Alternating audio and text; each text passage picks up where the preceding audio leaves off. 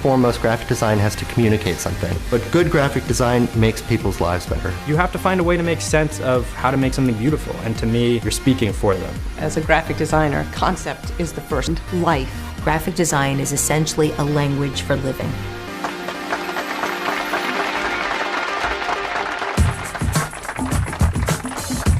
Graphic design is about using words and images to convey a message.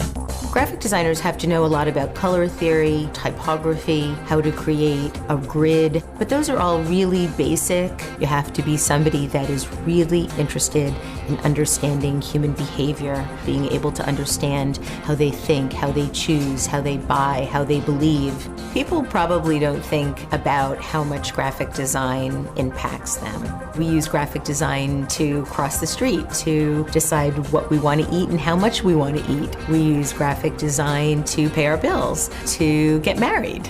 We use graphic design to get divorced.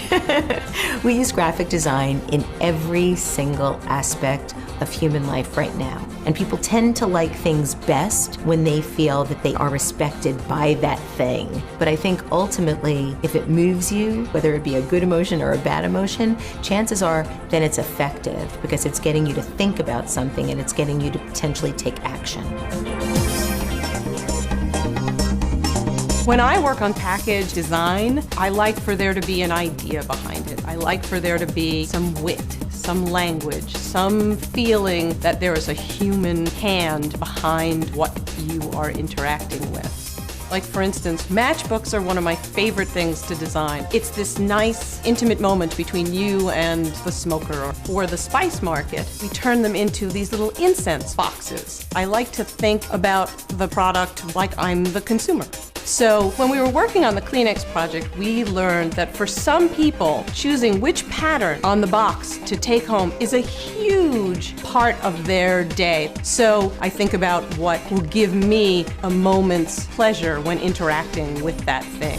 The Mercer Hotel was a really interesting project that was very clean and very understated and witty.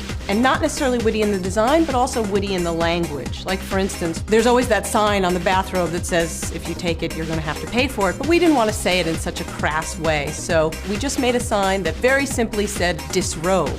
And then when you turned it over, it said, is available for purchase in the lobby. And so sometimes maybe beautiful isn't exactly what it should be. Maybe it needs to be quirky, or maybe it needs to be ugly, or maybe it needs to be invisible. So I think you're always solving what it has to look like visually based on what it needs to be conceptually. A lot of times when people talk about signage and environmental graphics, they think that it always involves letters, but it really involves landmarks, creating a moment that somebody remembers and immediately understands. Graphic designers aren't trained necessarily to think in dimension, but you do need to identify things within space that the architecture wouldn't necessarily be doing otherwise, through color and type and light.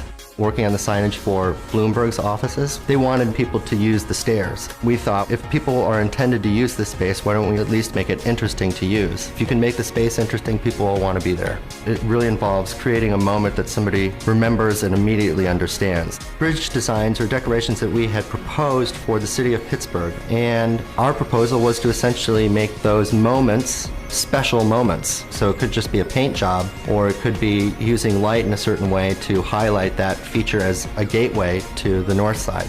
Every building has a timeline of your experience with it. What's the cover of this book? And then how does that play out as one navigates through the space, where your mind actually solves a problem? So there's a process of discovery there.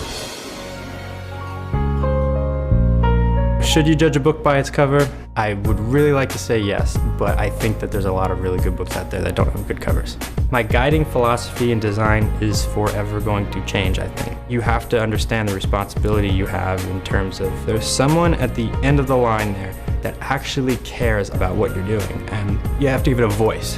I never like to pin myself down to one different style, and to me that's what's fun about design as opposed to an illustrator's style. You can wear different hats. The artistic expression, that is the art of it. Getting into the mind of the book, expressing what the book is about, making it beautiful and grabbing people's attention. You always care about what are you reading first, and that's based on contrast of size, contrast of color. Is the title more important than the author? Can you read it from across the store or not? You know, these are the things that I think about on a daily basis. You have to understand where this book fits in the world of books. The Day the World Ends is a poetry book, and here's an example of, well, what do you focus on? You have all these different poems that are about different things, so broke the type up a little bit, and the author just connected with it.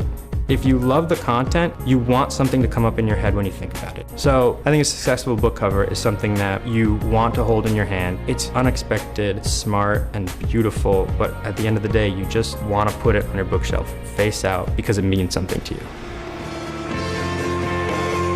We use graphic design now in many ways to convey who we are as people, to define affiliations, to signal beliefs. If you can contribute to making people's lives a little bit better and elevating the general level of design, then why not? If you know how you want to make them feel, that's the most important thing. You just want to make something memorable. I say, do what you think is right and interesting and smart, and then worry about what the survey says.